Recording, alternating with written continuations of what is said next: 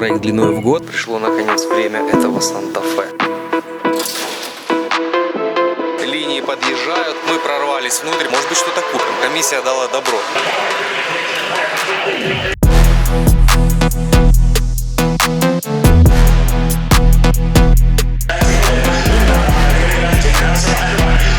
За такие деньги нам она не нужна. Тоже достаточно изношенный. Здесь прям беда, здесь прям плохо. Откололся кусок поршня. У меня таких цифр на этой машине никогда не было, 90 киловатт. Он нас игнорирует. Его сильно било, но мы будем стараться. Цена нам не очень нравится. Иначе, конечно, это будет эпик фейл. Авантюризм как космолет.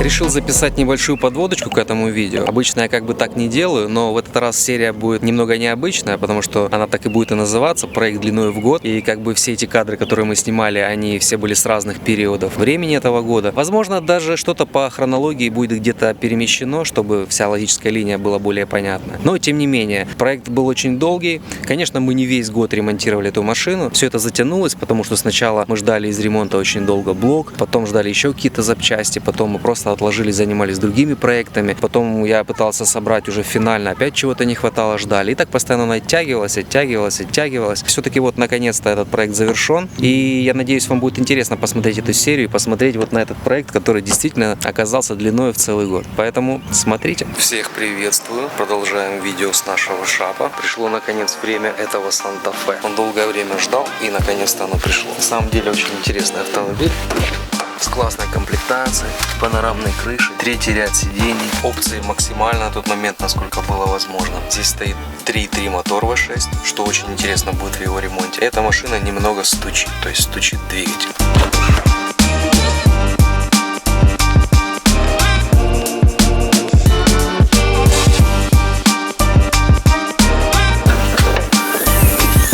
Здесь мы имеем 3.3 литра мотор V6. Так вот тут очень мало места, потому что мотор большой. Здесь часто ставят 2.4 моторы на таких машинах, но они, конечно, сильно меньше, из-за этого места в моторном отсеке сильно больше. А здесь места мало. Это, конечно, будет добавлять сложности и неудобства, но я думаю, мы справимся. Поэтому начнем ремонтировать этот V6.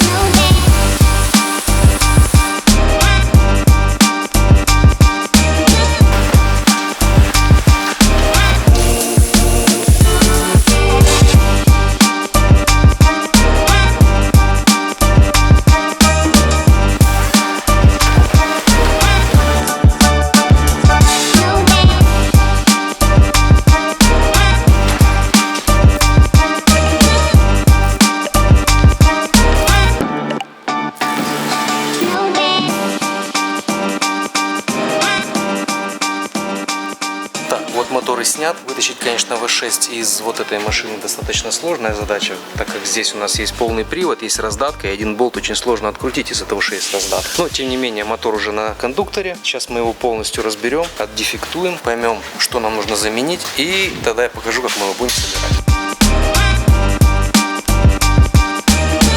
Мы попали на аукцион. Погодка, конечно, как обычно для аукциона, не очень. Ну, мягко сказать, фиговенькая. Дождик идет. Аукцион в самом разгаре. Линии подъезжают. Мы прорвались внутрь посмотреть нашу машину, которую мы хотим купить. Артем хочет себе BMW купить, ну, как обычно. А мы посмотрим одну из Тесел. Может быть, что-то купим. Утро пятницы, дождь. Ну, вот так и живем.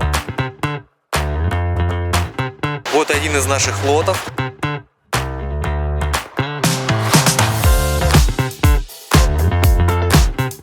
Все в порядке, все проверили, все хорошо. Комиссия дала добро. Идем к нашему следующему лоту.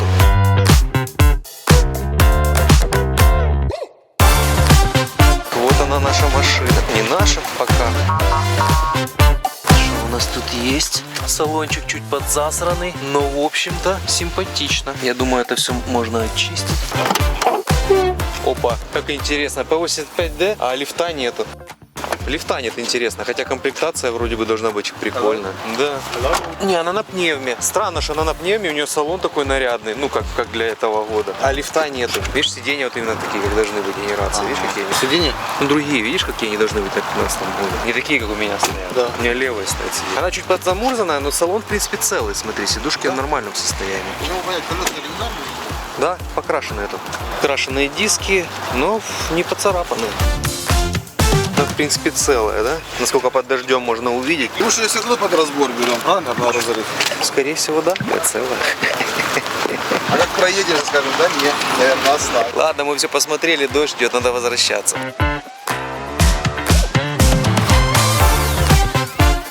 Погодка сегодня, конечно, вообще не айс. И тут такой движ. Пятничное утро, день аукциона. Движ сумасшедший.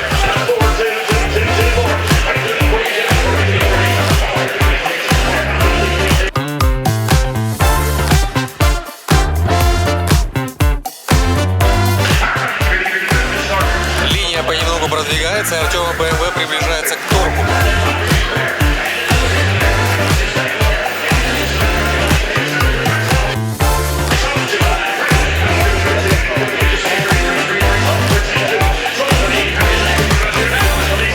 Машина началась торговать. Хорошая машина.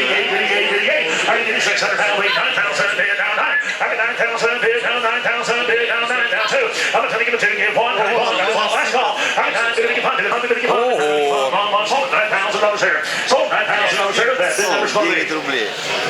Мы, конечно, рассчитывали немного на другую цену, вернее, не мы, а Артем. Но что-то пошло не так, да? Легче купить Теслу, чем BMW. На BMW много конкуренции. Нормально они так насыпали. BMW. Тем более мою, которую выбрал я. И в этом серии. Вот с прошлую машину Артем торговал X3, помнишь? Тогда ты не приехал на аукцион, не получилось купить. Просто нельзя сюда приезжать.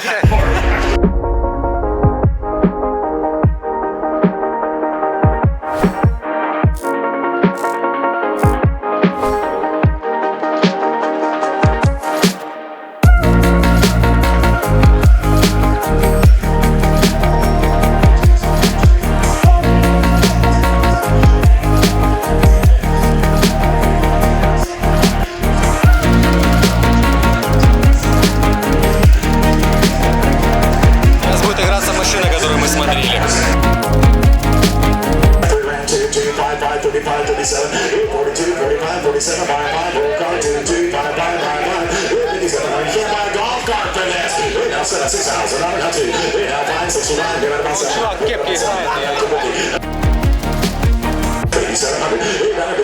Сколько она продала? 8700. За такие деньги нам она не нужна.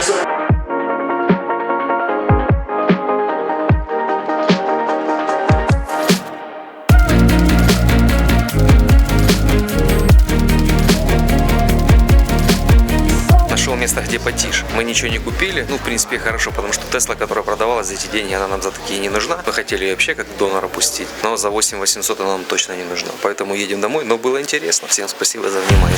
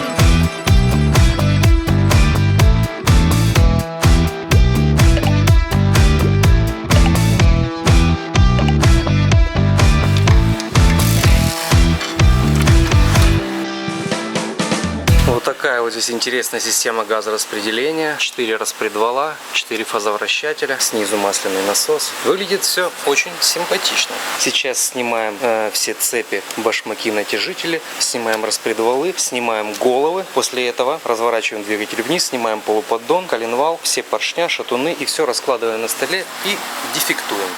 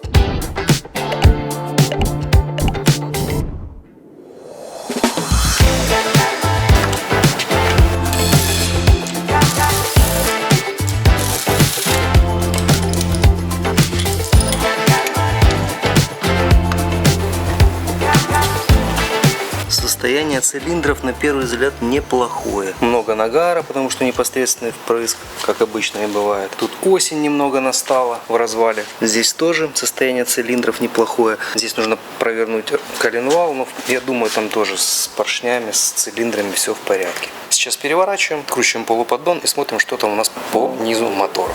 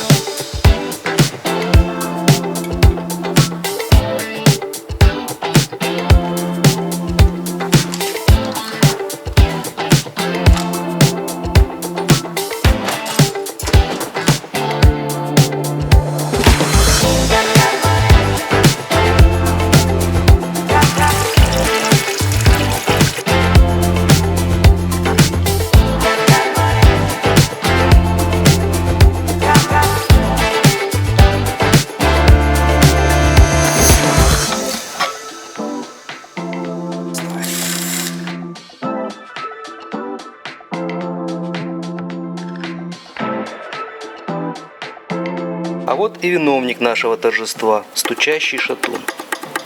Остальные шатуны пока вроде бы в порядке. Сейчас я все разберу, сниму все шатуны и просмотрю, но пока нашел только один стучащий. Посмотрим, что будет дальше.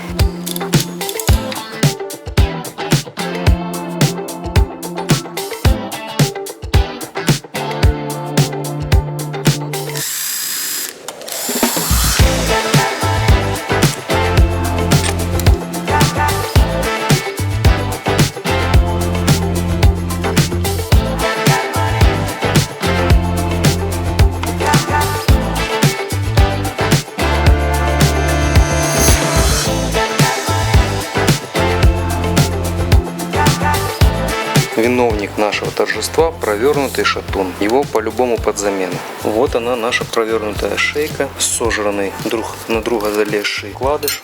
Будем очень надеяться, что нам удастся шлифануть его в 0,25 или в 0,5. Если больше, то будем искать новый коленвал. Вкладыши шатунные очень вожранные уже, но не провернутые. Провернутый был только 6-й.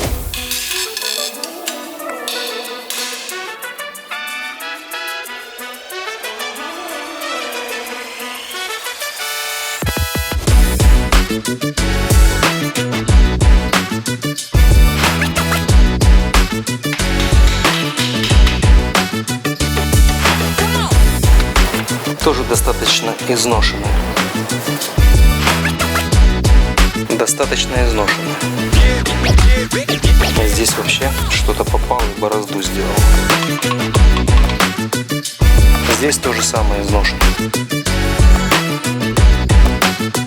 Коренные вкладыши достаточно изношены. Есть борозды некоторые, наверное, от попадания какого-то мусора. И вот наша шейка 6-го цилиндра, 6-го шатуна. Надеюсь, у нас получится ее проточить в допустимый размер. Все остальные шейки, вот здесь есть какой-то мусор попал, но в принципе ничего. Все остальные шейки в хорошем состоянии. Шатуны тоже все в порядке, поршни в порядке. Конечно, в нагаре сильно, но маслосъемные кольца не залегли. И это хорошо. Этот шатун точно поврежден, его точно под замену. Посмотрим, что будет с другими. Так, что у нас по блоку? Здесь есть потертости, но не критичные. Здесь тоже есть потертости, но пальцем не чувствуются. А вот в 6-м цилиндре здесь прям беда. Будем смотреть, возможно, придется гильзовать или будем искать новый блок. Здесь прям плохо.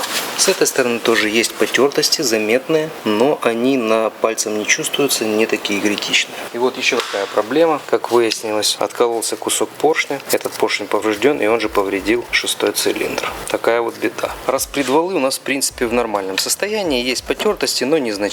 Я думаю, его можно без проблем использовать дальше. Комплект ГРМ, натяжители, башмаки, цепь. Все это мы, естественно, заменим. По блоку будем принимать решение, смотреть, насколько сильно здесь все-таки его задрало. Тут, понятное дело, что, возможно, мы тоже под замену все поршни и шатуны. Но это не точно. По коленвалу у нас 6-я шейка. Нужно будет ее промерять. Возможно, удастся проточить. Все остальные шейки в порядке. Если не удастся проточить, другой коленвал. Вот такая беда иногда случается с этими моторами 3.3 V6, которые ставятся на вот такие вот Санта-Фе. Мы закажем все новые запчасти, которые хотим заменить, примем решение по блоку, по поршням и шатунам, по коленвалу промерим его, посмотрим, что с ним. Дождемся все прокладочки, все запчасти, и я подсниму, как мы его будем собирать и что будет с этим мотором дальше. Мы с собой взяли батарейку, которую мы будем подкидывать, и еще кое-какие запчасти. И сейчас с Артемом мы отправимся в маленькое путешествие. Это 140 миль отсюда, где-то 2 часа езды, плюс, наверное, нам придется, скорее всего, обязательно заехать пару раз на суперчарджер, поэтому сегодня у нас будет такой вот ремонт батарей на выезде, так сказать. Так что поехали.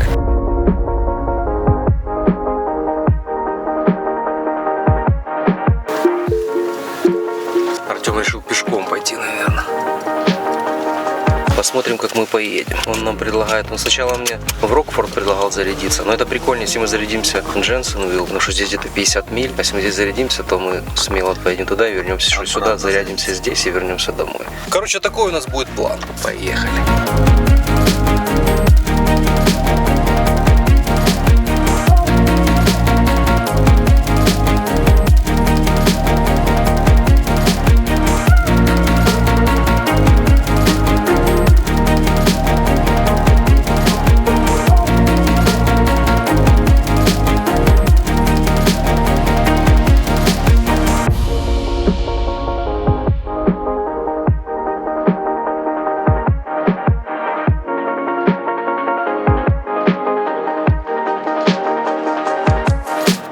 Подъезжаем к месту нашей первой остановки на суперчарджер, зарядимся минут сколько-то там, я не знаю, в общем, поглядим.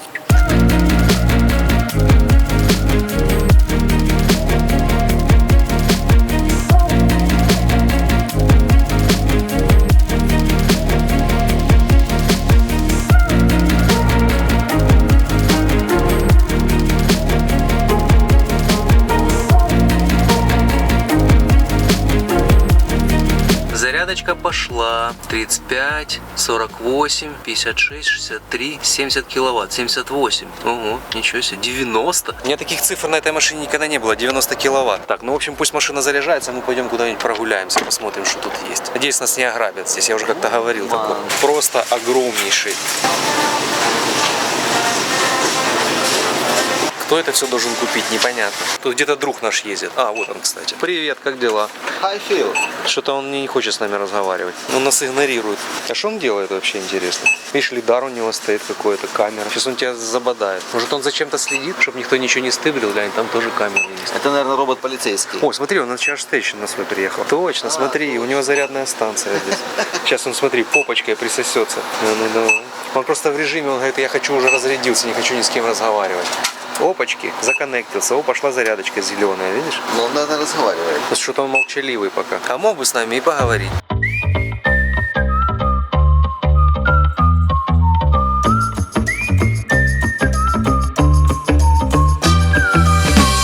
Ничего интересного мы в этом супермаркете, хотя он такой большой, не нашли. Мы решили прогуляться в местный Макдональдс. Где-то здесь он в 2 шагах, пока машина будет заряжаться. В общем, сейчас посмотрим. Что у нас тут по зарядочке? У нас уже 53%. Букву М видно издалека. Тому йдемо навпростець, как говорится. Даже мы уже как бы, ну, не в глубинке, конечно, но так подальше от крупного города. Да? О, смотри, Dress for Less. Можно и прикупиться. Вон Рос, смотри, все по классике. Welcome to McDonald's. А що ми постійно з шапок все знімаємо і знімаємо? Вот невелика подорож, як говорять. Перекусили, можно ехать дальше. Да. Видишь, охлаждает уже батарея. Что у нас здесь? 51%. Я думаю, мы можем смело ехать. А сколько у нас здесь? 47 миль, 62%. Все, хорош, 81%, поедем. Как-то так даже быстро время прошло. Поехали дальше.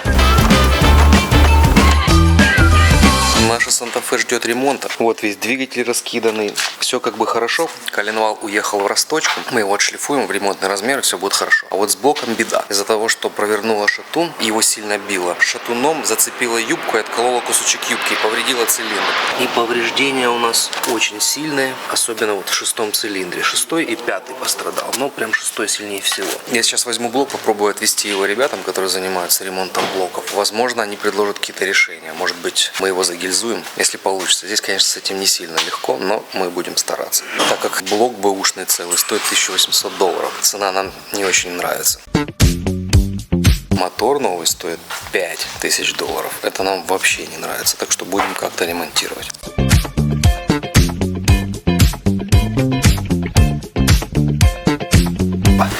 Заодно по дороге закину парочку коленвалов в росточку, чтобы быть более эффективным. Да, жаль, конечно, что с блоком так произошло, иначе мы бы уже давно собрали этот мотор, но такая вот беда произошла, нужно с этим что-то делать. Надеюсь, получится его восстановить, иначе, конечно, это будет дорогое удовольствие купить другой блок.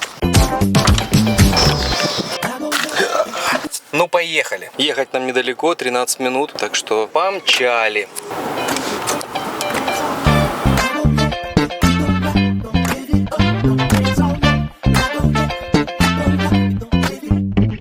Вот и на месте. Сейчас отнесу коленвал. Интересно, один из них был сильно поврежден из-за того, что оборвало шатун. Но в принципе, возможно, они смогут его восстановить. Вот и узнаем. А вообще здесь, конечно, не так все просто с росточкой, гильзовкой и всеми такими похожими работами токарными. Здесь этих мест не так уж много, и за многую работу не сильно хотят браться. Поэтому с этим сложно. Вот все уже давно перешли на то, что купил новый другой мотор и типа все забыл. Останавливают моторы тут не так часто и не так много. Ну, на фоне общей массы автомобилей. И берем второй.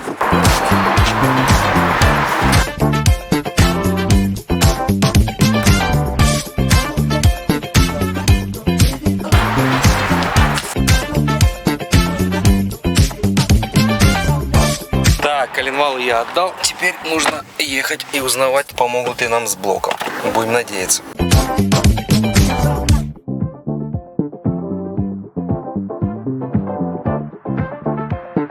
Что мы имеем в итоге? Эти ребята из Engine Rebuilders, они готовы нам помочь. То есть они могут расточить наш блок в ремонтный размер. Мы заменим все поршни на новые ремонтные и соберем наш мотор на Санта-Фе. Это займет примерно пару недель. Но, в принципе, не такое большое количество вариантов у нас, чтобы выбирать. Поэтому нас плюс-минус это устраивает. Так, мы уже почти приехали. Где-то здесь это рядом. Наверное, вот там, да? Где-то жило.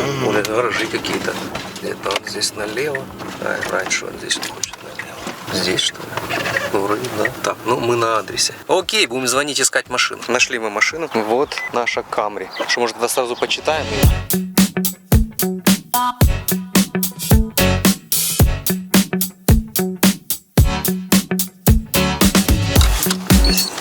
Почитали лаунчем машину, она бьет ошибку по батарее, по блоку контакторов. Но мы привезли всю батарею, мы, наверное, будем менять все вместе и надеюсь, что у нас с собой окажется именно такой, как нужен блок контакторов. Иначе, конечно, это будет epic fail. Сейчас подразберемся, как обычно. Ладно, будем все разбирать.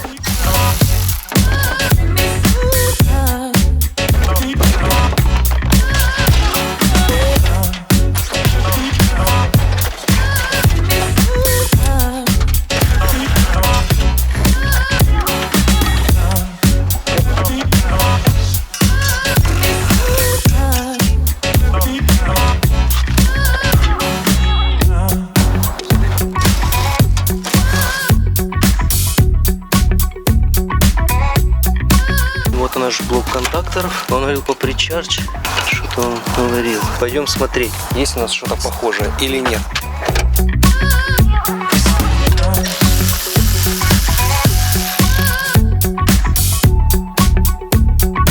Снимаем все модули отсюда и ставим те модули, которые мы привезли с собой. Такой вот ремонт батареи гибридного автомобиля на парковке на улице, просто на асфальте. Ну а что делать? Авантюризм. Самое главное, чтобы наш вечер сегодняшний не закончился в полиции.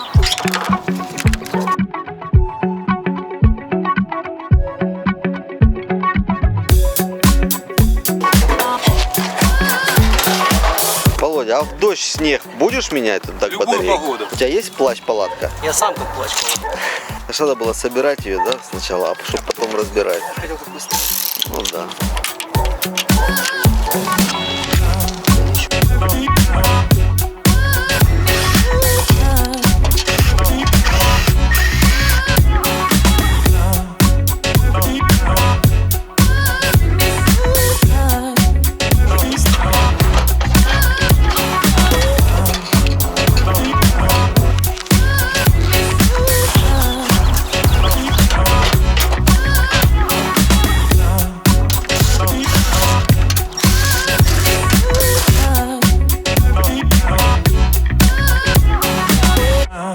Для начала просто прикрутим, все подключим, убедимся, что все работает, а потом уже будем собирать до конца. Так, у нас вроде бы никаких не горит лишних лампочек, вроде бы ни чек, ничего не горит. Но вроде бы похоже на то, что все работает. Даже магнитола.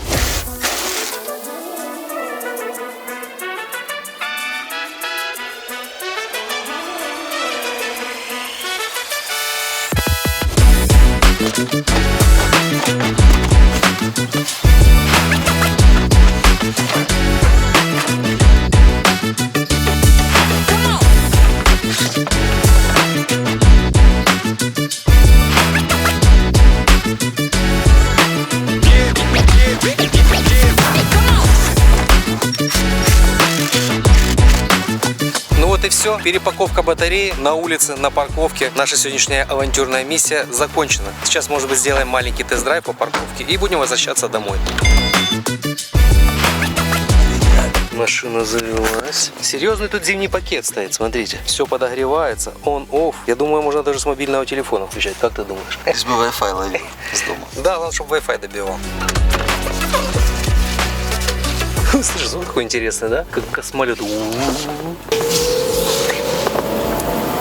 Вроде бы все работает. И разгоняется, и тормозит. Это уже хорошо. Ну, все работает. Вот такой вот ремонт. Хозяйка даже не видела, даже не присутствовала при ремонте. Приедет, а машина уже все готова. Ну все, машина починена. Возвращаемся домой. Так, а сколько нам ехать домой? Я так думаю, что долго, да? Часа два. Ну как домой? На работу. Домой собрался. Сейчас так долго, что долго считает. 57% по-любому надо будет заезжать на суперчарджер. Это в любом случае. Ну давай. Видишь, на какой-то суперчарджер хочет, чтобы мы заехали. В Рокфорд, в котором мы должны были заряжаться по дороге туда. Мы заряжались в Дженнесвилле. Ну ладно, Рокфорд плюс-минус. Да какая разница? Мы все равно через ним, через это проезжали. Все, всем спасибо за внимание. Вот такой был ремонт на выезде. Новый опыт для нас. Ну, не новый, если быть честным. Ну какая разница.